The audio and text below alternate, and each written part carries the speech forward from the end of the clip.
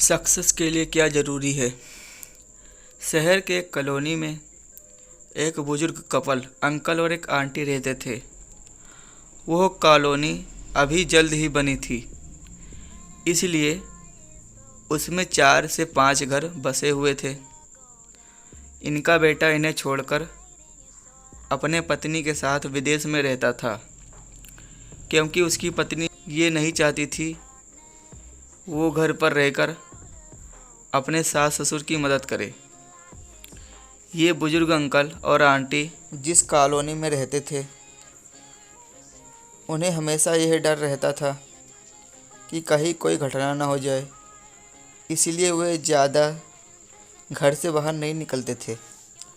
लेकिन उनका ये रूटीन था कि वो हर सुबह सूरज निकलने के बाद टहलने के लिए निकल जाते थे।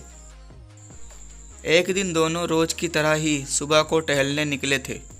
उन्होंने देखा कि एक लड़का तेजी से साइकिल चलाता हुआ जा रहा है और उस साइकिल के पीछे एक फावड़ा बंधा हुआ था, लेकिन उन्होंने ज़्यादा ध्यान नहीं दिया और चले गए।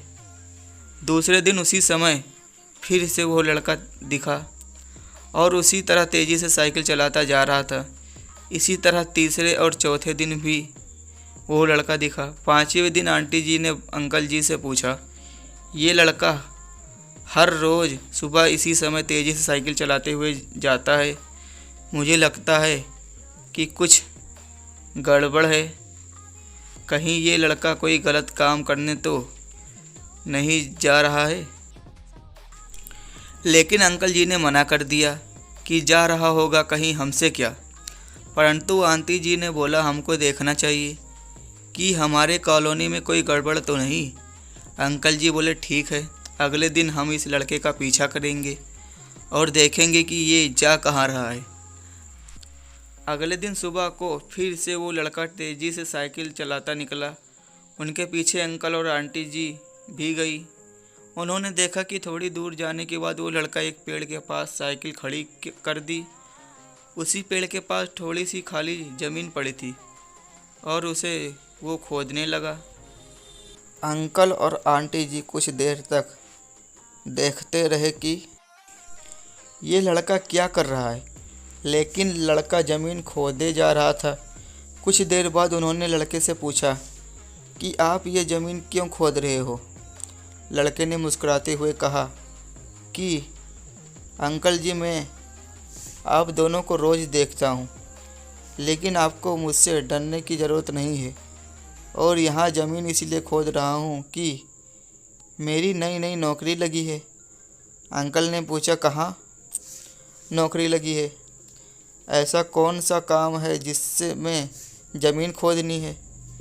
लड़के ने कहा, मैं बड़े दिन से बेरोज़गार था।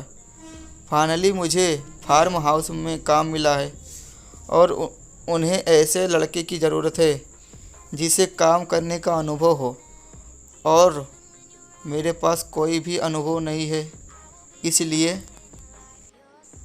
मैं रोज़ ये फावड़ा लेकर आता हूँ और ज़मीन खोदने की प्रैक्टिस करता हूँ, ताकि जैसे ही नौकरी पर काम शुरू हो उसमें हमें निकाल ना दिया जाए। इसलिए रोज़ाना मेहनत कर रहा हूँ, कोशिश कर रहा हूँ। उस लड़के की बात सुनने के बाद अंकल और आंटी जी ने लड़के को आशीर्वाद दिया और बोला, बहुत ही बढ़िया बात है, प्रयास ही ज़िंदगी में सब कुछ है। ये छोटी सी कहानी ज़िंदगी में बहुत बड़ी बात सिखाती है।